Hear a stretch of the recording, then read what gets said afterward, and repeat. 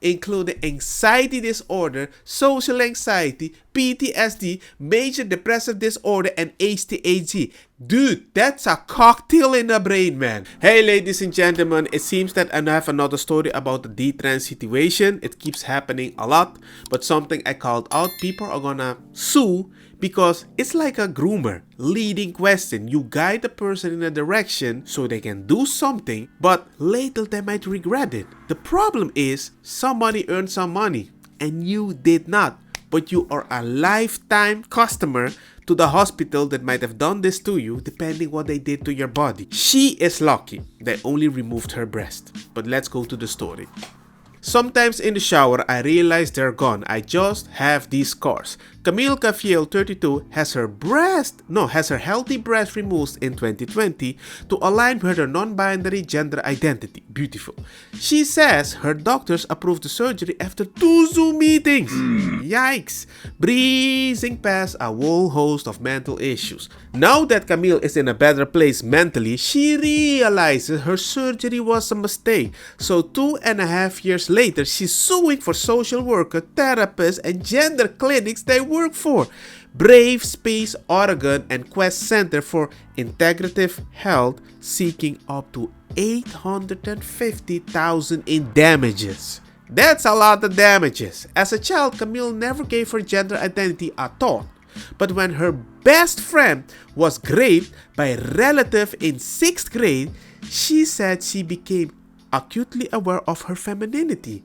Around the time, her father also imparted well-meaning advices that backfired. Oh, of course, that's how it is. You see it happen to your friend, the news is talking 24/7 about it, Papa taught you a little karate, cha-cha-cha-cha-cha-cha, it didn't work. Well, she decides to do something like that. It's a mental health issue.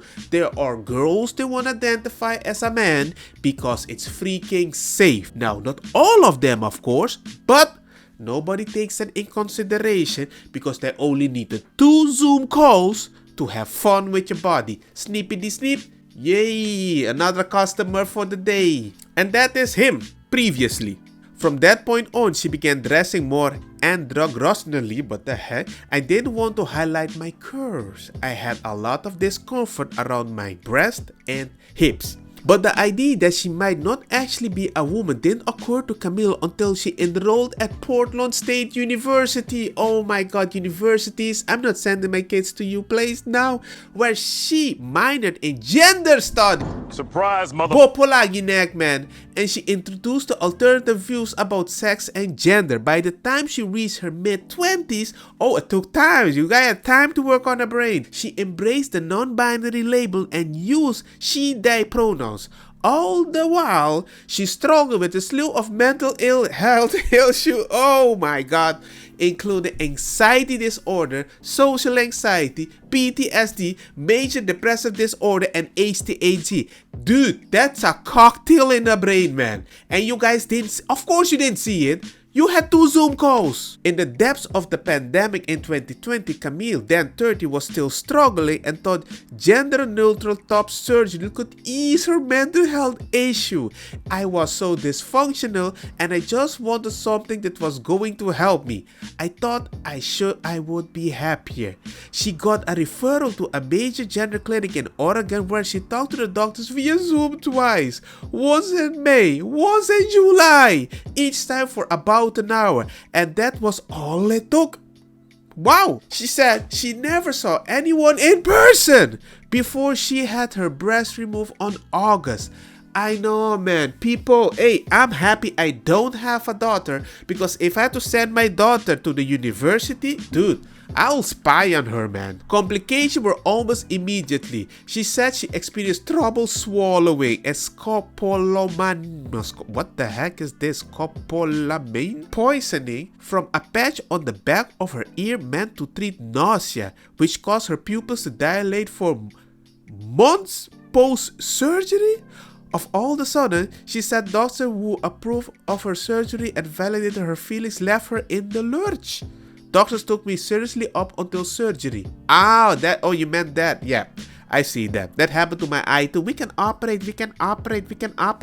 Only when I did that thing and I want to talk to the doctor after that, I only saw her once. And then I heard she went to the university because to finish her, to upgrade in the classes of the university, she had to operate once. I'm like, what? So literally an intern operated on my eye so she can graduate. How stupid is that? I don't trust any doctor, and this way of thinking is normal. So if you're a trans person, they're just gonna be like, hey, I operated so many trans people, I made them happy. But when you need help with the issue, doctors took me seriously up until surgery. But after I developed all this complication, I noticed they stopped taking me seriously. Of course, I was on my own at that point. Come on, man. And while she hoped the procedure would help her mentally, which is not, she wasn't quite sure when she saw the final result. I remember when the doctor took the bandages off and it felt kinda mixed. In the ensuing months, and I blame red people, wing, bada boom. Hey, she's looking in the mirror. That's not us. In an ensuing months, Camille got mental health and physical health in order and was again identified as a female. She said she sees the situation from a more stable viewpoint. The doctors are under this gender ideology as well, so there is this sort of idea that you can have mental illness and be trans. It's almost like a confirmation bias, and they didn't really look into it, no, because it's money. Disgusting! Her dating life has also been impacted. Recently, a partner broke up with her when they found out she doesn't have breasts. And although Camille would like to have children one day, she will never be able to breastfeed. And now she is a little sad and depressed because she thought a little too radical and nobody was there to help her. Supposedly, because you have to listen to the doctor. If you don't listen to her, you're transphobic. What do you mean? So there isn't a system that you can put blockers to, hey, you need to convince us that you really want this at the time when you're not unstable. But their answer is, I'm already unstable. I need it now. It will fix me. The doctor said that. Did you do a research? Are you a doctor? And you can't win that battle. It's kind of stupid. So all I can say it with a passion is, they usually would say you can just put a fake boob. Well, that's not the point, right?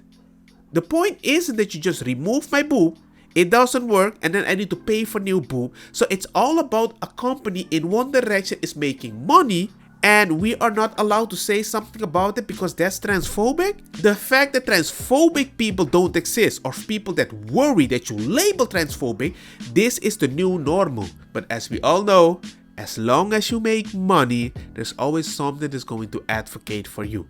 And being transgender or detrans, whatever the process, you're a lifelong customer because there's so many complications with time. Little or a lot, but it's consistent. There's so many more things that I can show you, but this is just one video and we're gonna focus on this. Let me know what you guys think about the situation. Like, share, hit the bell notification. Let people know, and see you guys next time.